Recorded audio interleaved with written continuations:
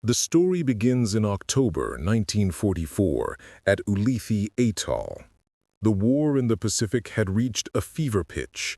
The American war machine, a leviathan of industrial might, was slowly, violently, pushing the Japanese empire back towards its home islands.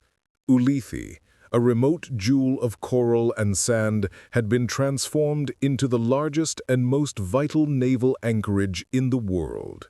A sprawling, floating city of warships, support vessels, and repair depots, stretching as far as the eye could see. It was from here that Admiral William Bull Halsey's Third Fleet and Admiral Raymond Spruance's Fifth Fleet would launch their decisive campaigns. Leyte Gulf, Iwo Jima, Okinawa, the blood-soaked stepping stones to Tokyo, would all be supplied and supported from this critical harbor. But this immense concentration of power bred a unique kind of crisis, not of combat, but of the human spirit. For the men of the fleet, the war had become a monotonous purgatory, punctuated by moments of sheer terror. Weeks, sometimes months, were spent at sea. The relentless tropical heat, the gnawing humidity, the endless diet of canned rations and powdered eggs, it grinds a man down. Morale, the invisible armor of an army, was beginning to fracture under the strain. In the sanitized language of military bureaucracy, the problem was identified as declining operational readiness. But the chaplains and the medics knew the truth. The sailors were suffering. They missed home. They missed the simple comforts of a life they were no longer sure they will ever see again. They missed real food. A high-ranking Navy psychiatrist, Commander Edward A. Strecker, filed a report to the Bureau of Medicine and Surgery. His findings were alarming. He noted that the psychological toll of prolonged deployment in the Pacific is reaching a breaking point. The greatest navy ever assembled was being slowly eroded from the inside out. The problem landed on the desks of the Service Squadron, the unsung heroes of naval logistics. Their mandate was clear, dictated from the highest levels of the Navy Department in Washington. A terse, encoded radio transmission reinforced the standing order for all vessels in the combat zone. It read, "To Comserveron Pacific, from CNO Logistics, Priority Alpha, reallocation of refrigeration assets. Standing Order 1943 remains in effect. All refrigerated hold space is hereby restricted to transport of critical medical supplies and high-protein rations only. No exceptions authorized. Emphasis on maximizing combat effectiveness. Acknowledge." The order was absolute. Every cubic foot of refrigerated space was precious, reserved for blood plasma, penicillin, and sides of beef. Anything else was deemed a luxury.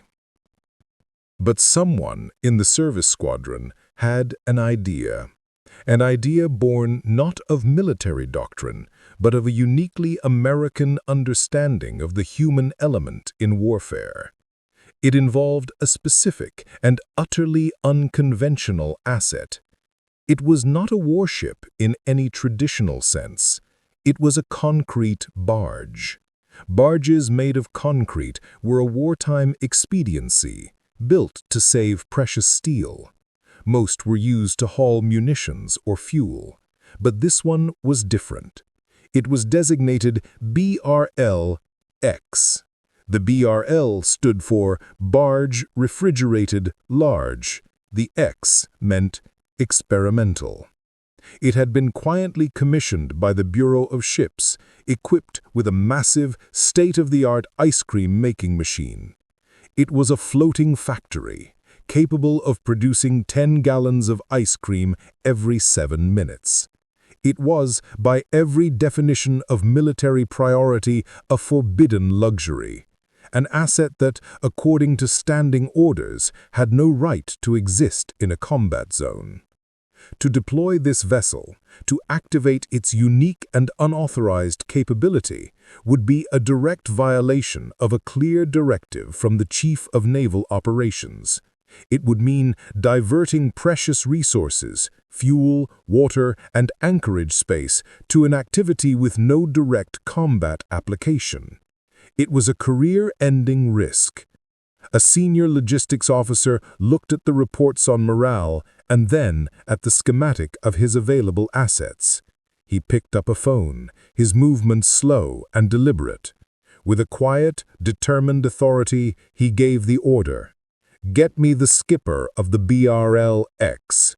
Tell him to fire up his machines. The Third Fleet is coming home, and we're going to have a surprise for them."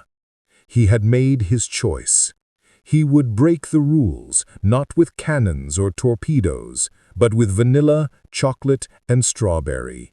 And in doing so, he would unleash one of the most powerful and secret weapons in the American arsenal. The man who would be placed at the center of this audacious, unauthorized mission was not a seasoned naval officer. He was Lieutenant Junior Grade Joe Schuyler, a Naval Reserve officer from Hershey, Pennsylvania. Before the war, Joe Schuyler's world was not one of naval tactics and gunnery solutions, but of butterfat content, pasteurization temperatures, and the precise science of dairy production. His family owned a successful dairy farm, and Joe had taken it a step further. Armed with a degree in food science from Penn State University, he had become a master of commercial ice cream production. His passion wasn't just making ice cream, it was the challenge of making it consistently, efficiently, and on a massive scale. It was a skill set that seemed utterly useless to the United States Navy in 1941. When he enlisted, the Navy recruiters were initially unsure of where to place him. But a sharp-eyed officer in the Bureau of Supplies and Accounts saw past the dairy farmer. He saw a man with a deep, practical knowledge of refrigeration, food preservation, and industrial machinery, three of the most critical and unglamorous pillars of modern naval logistics. Schuyler was fast-tracked, commissioned, and assigned to the Service Squadron. He was the one man in the Pacific Fleet who knew, down to the last gear and valve, how to operate the strange, experimental machine at the heart of the BRL-X. The mission's context was one of overwhelming strategic success, which ironically created the morale crisis. By late 1944, the American naval juggernaut was operating thousands of miles from its home bases. The fleet that came to stay was a logistical miracle, but a human nightmare. After the brutal Marianas Campaign and the epic naval clash in the Philippine Sea, Halsey's Third Fleet was battered and exhausted. These were the ships that had faced the elite of the Imperial Japanese Navy. They had fought against seasoned pilots from the carrier Zukwaku, the last survivor of the Pearl Harbor attack force. They had endured kamikaze attacks, the terrifying new tactic born of desperation. The psychological pressure was immense. The constant threat, combined with the crushing isolation of the vast Pacific, was taking a toll that no amount of victory could erase. The fleet could win battles, but the Navy was afraid it might be losing its men. Schuyler's crew was as unconventional as his vessel. They were not sailors in the traditional sense. They were mechanics, engineers, and technicians. His second-in-command was Chief Petty Officer Mike Pops Petrocelli, a 45-year-old refrigeration mechanic from Brooklyn, who had spent 20 years keeping the meat lockers of the Fulton Fish Market running. Then there were the flavor technicians. Seaman First Class Danny Chen, a quiet, meticulous young man from San Francisco's Chinatown, whose family ran a popular bakery. And Seaman First Class Billy Fingers Malone, a fast-talking kid from Chicago who had worked as a soda jerk. This small band of specialists, a dairy scientist, a fish market mechanic, a baker's son, and a soda jerk, were tasked with a mission deemed essential by the boots on the deck, but frivolous by the brass in Washington. Their battlefield was not the open ocean, but the humming, freezing heart of their concrete barge. The first ships of the mighty Task Force 38, the fast carrier strike force of the Third Fleet, were beginning to arrive at Ulithi. They were limping in from the front lines, fresh from weeks of combat. The official, well-oiled machine of naval logistics was clicking into gear. Oilers moved into position, ammunition ships stood by, and tenders prepared for urgent repairs. But the unofficial plan, Schuyler's mission, was facing its own crisis. A vital shipment of fresh milk and sugar had been delayed by a tropical squall. Without it, their entire operation was dead in the water. The word had gotten out, a rumor spreading from ship to ship like wildfire. There was ice cream at Ulithi. It was a promise that, if broken, would crush a morale already hanging by a thread. The clock was ticking. On the deck of his barge, Schuyler watched the approaching warships, the weight of thousands of men's hopes resting on his shoulders. The raw materials had finally arrived, but the problem had shifted from supply to distribution.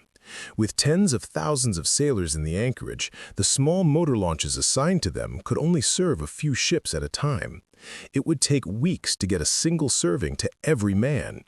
The official, by-the-book method was failing before it even began. As Lieutenant Schuyler stood on the deck of his barge, watching the complex ballet of logistics, he noticed something everyone else had missed. He wasn't just watching the boats, he was watching the lines. Thick black hoses and heavy cables connecting the ships. Fuel lines, water lines, power cables. These were the arteries and veins of the fleet, pumping lifeblood directly vessel to vessel. He looked at his ice cream machine, which produced a semi-liquid slurry before it was frozen. And that's when the aha moment struck. He wasn't in the ice cream business. He was in the fluid transfer business. He turned to his chief mechanic, Pops Petrocelli, with a spark of manic genius in his eyes, telling him to forget the tubs and find him every inch of 2.5-inch canvas fire hose they could get their hands on. They weren't going to deliver the ice cream to the fleet. They were going to pump it. The plan was audacious, bordering on insane. It was a complete violation of naval protocol. Firefighting equipment was sacred, to be used only for emergencies. But Schuyler, the quiet food scientist, was now thinking like a combat engineer. First, his team adjusted the viscosity of the ice cream mix, making it slightly thinner so it could flow under pressure. Then came the critical step, convincing the warships to participate. The first XOV approached threatened him with a court-martial. But on the second ship, the destroyer USS Kidd, Schuyler found a captain with a sense of humor and a desperate crew. The permission was given, unofficially. The BRL-X was carefully maneuvered alongside the destroyer. The crew connected a modified canvas fire hose from the ice cream machine's output directly to the destroyer's fire main intake valve. Back on the barge, they fired up the powerful transfer pumps. Inside, the giant machine churned, producing a continuous river of vanilla ice cream base that flowed through the hose, across the water, and into the internal piping of the warship. The destroyer's crew, armed with buckets, mess kits, and even helmets, were stationed at every fire hose connection point throughout the ship. On the ship's loudspeaker, a boatswain's whistle piped, followed by an unprecedented command. Now, stand by to repel boarders, with dessert. Open all hydrants. I say again, open all hydrants. Sailors cheered and eagerly opened the valves. Out of the fire hoses, instead of water, came a steady stream of cold, fresh ice cream mix. They caught it in whatever containers they had, their faces breaking into wide grins of disbelief and joy. High above the atoll, unnoticed by the Americans, a Japanese reconnaissance aircraft documented the activity. The pilot, Lieutenant Tomio Endo, could not believe his eyes. He had been trained to identify every class of American warship, but what he was seeing defied all military logic. Through his observer's binoculars, he saw the strange, flat-topped concrete barge nestled against a powerful destroyer, a thick hose connecting the two. From his altitude, he couldn't see what was being pumped. He and his observer debated what they were witnessing. It wasn't fuel, and it wasn't ammunition. Their conclusion was logical and completely wrong. They believed they were witnessing the deployment of a radical new American technology, a secret weapon of logistics. Perhaps it was a system for transferring a new type of high-energy fuel, or a chemical agent to quickly clean engine pipes and increase a ship's speed. Whatever it was clear that the Americans had developed a method to dramatically shorten their turnaround time in port. In his report, the observer labeled the barge a new type high-speed supply ship. The tide of morale on the American ships turned in a matter of hours. The crew of the USS Kidd gave a roaring cheer to the little concrete barge as they pulled away, and another destroyer was already moving into position. The system was working beyond Schuyler's wildest dreams. The BRLX and its crew worked around the clock for 3 straight days, servicing dozens of ships and pumping an estimated 50,000 gallons of ice cream mix. Weeks later, the Japanese pilot, Lieutenant Endo, was shot down and captured. During his debriefing, he was asked about his report from Ulithi. He spoke of a formidable and demoralizing new American vessel, a ghost ship that could resupply multiple warships with incredible speed. The American intelligence officer tried to hide his smile. The Japanese High Command, acting on such reports, devoted analytical resources to understanding the strategic threat posed by this mysterious vessel.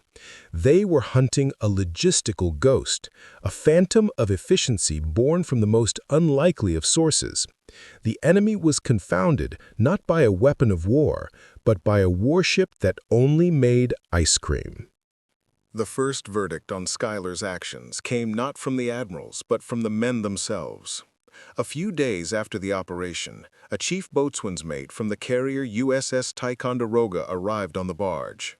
He presented Schuyler with a large, professionally painted sign that read, USS Ice Cream Barge, first in flavor, complete with a cartoon of a battleship firing scoops of ice cream.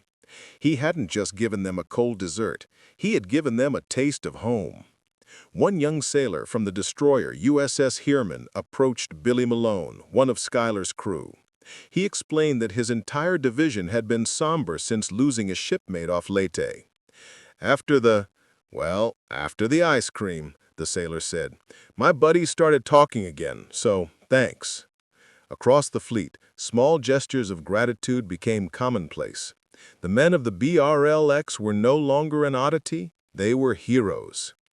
But a reckoning was coming. Lieutenant Schuyler was summoned to the flagship of the Service Squadron to stand before Commodore W.R. Carter, the man responsible for all logistics in the Pacific. The Commodore's office was tense. Between them on the desk was a stack of reports detailing the unauthorized use of emergency equipment. Lieutenant, Carter began, his voice cold, I have reports here of you commandeering government property, of you ordering the crews of commissioned warships to violate dozens of safety and operational protocols. You tapped into the internal systems of billion-dollar combat vessels to pump confectionery. On paper, what you did is grounds for a general court-martial. Tell me why I shouldn't have you arrested right now. Schuyler did not flinch. His defense was not an excuse, but a simple statement of fact. Sir, my assigned mission was to improve fleet morale. The authorized methods of distribution were insufficient to accomplish that mission. I observed a more efficient system of fluid transfer already in place. I did not see a fire main, Commodore. I saw a sanitized, food-grade, high-pressure distribution network. The mission was accomplished. Morale was improved. It was the irrefutable logic of a scientist. Commodore Carter stared at Schuyler for a long, silent moment. Then he slid another piece of paper across the desk. It was a consolidated medical brief from the fleet's senior physicians. It noted a 70% decrease in new presentations for combat fatigue in the 72 hours following Schuyler's operation. Carter leaned back, the hard edge in his voice softening. He sends his compliments. He also notes that if you ever pull a stunt like this again without clearing it through the proper channels, he'll have you keel-hauled. Unofficially, of course. It was the ultimate vindication. The threat of punishment vanished, replaced by a quiet, unofficial praise that was worth more than any formal commendation. Months later, after the war was over, Schuyler was awarded a Navy Commendation Medal in a small, unceremonious ceremony. The official citation was written in bland, bureaucratic language, speaking of meritorious service in connection with logistical operations and the development of novel methods for the distribution of fleet stores. There was no mention of ice cream, no mention of fire hoses. His extraordinary story was hidden behind the sanitized language of a standard commendation. For Schuyler, the real reward was not the ribbon on his chest, but the memory of the cheers from the decks of the destroyers. The ultimate proof of genius is not a medal, but imitation. While Joe Schuyler's specific use of fire mains for ice cream was never officially adopted, his underlying principle, the use of unconventional, high-speed transfer systems for morale-based supplies, was studied intently by naval logisticians after the war. This innovation was a spiritual ancestor to the modern doctrine of consolidated replenishment at sea, or CONSOL, the complex system that now allows the Navy to transfer fuel, munitions, and stores simultaneously, keeping the fleet at sea indefinitely.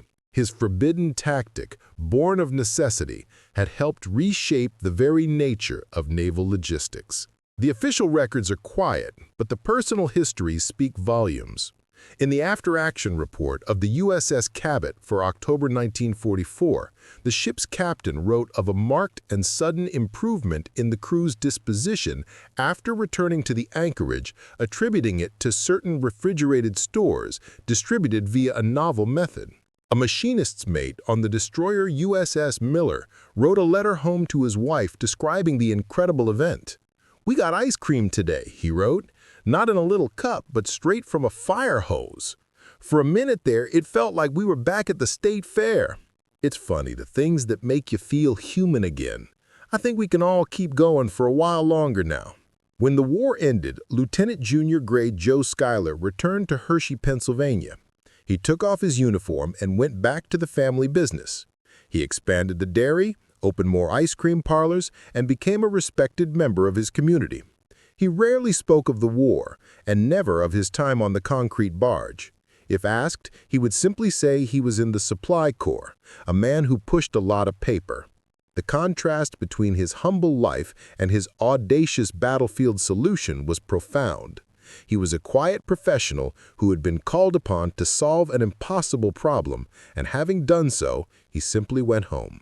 Years later, in a letter to a naval historian, Schuyler was asked why he took such a significant personal and professional risk. His written response was characteristically humble and direct. "I'm not sure I ever thought of it as a risk. I had a mission to complete and the tools to do it. The Navy teaches you to value your equipment, and I had the finest ice cream machine ever built. The boys in the fleet needed what we had, and it was my job to get it to them. It really was as simple as that. You have to remember, in that heat, and after all that fighting, a good cold scoop of ice cream, it wasn't a luxury, it was ammunition for the soul." Sometimes, the most brilliant weapon of war is not one that takes lives, but one that affirms them.